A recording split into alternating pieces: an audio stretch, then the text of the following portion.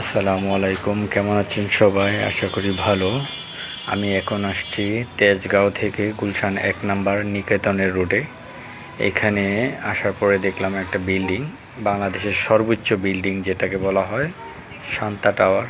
Shanta holdings limited company এই বিল্ডিংটি বানিয়েছে, যেটি এখন পর্যন্ত বাংলাদেশের সর্বোচ্চ বিল্ডিং।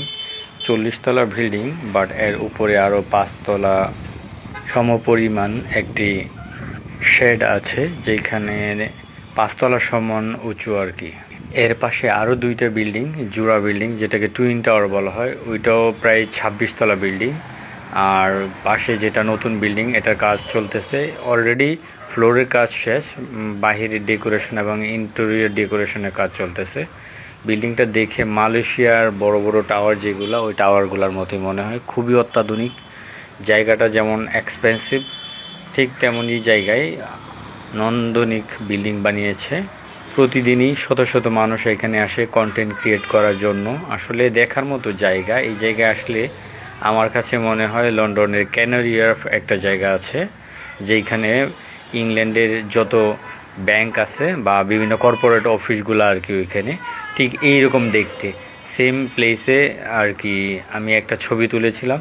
তো ওই জায়গাটা দেখে কল্পনা করেছিলাম বাংলাদেশে তো এরকম বিল্ডিং নাই, কিন্তু আনফর্চুনেটলি 2025 সালে বিল্ডিং হয়েছে বাংলাদেশে। খুবই অত্যাধুনিক, দেখতে যেমন সুন্দর, একদম সবুজ, গ্লাসগুলোও সবুজ, প্রকৃতির সাথে যেন মিশে একাকার। শান্তা হোল্ডিংস লিমিটেড কোম্পানি বিল্ডিংটি বানিয়েছে। এখানে বিভিন্ন অফিসের কর্পোরেট অফিস হবে, বিভিন্ন ব্যাংকের শাখা হচ্ছে অলরেডি।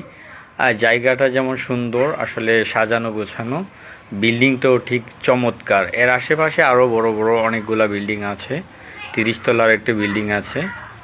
এখন পর্যন্ত আমাদের দেশের সর্বোচ্চ বিল্ডিং। আপনারা যদি কেউ সরাসরি বিল্ডিংটা দেখতে চান, তাহলে তেজগাঁও লিং রুট বলা হয় আর কি, তেজগাঁও থেকে গুলশান 1 নিকেতন রোডে এই বিল্ডিংটা পড়েছে। এখানে বিভিন্ন গাড়ির শোরুম, অনেক অনেক ধরনের গাড়ির শোরুম। আপনারা চাইলে এখানে এসে বিল্ডিংটা উপভোগ করতে পারেন।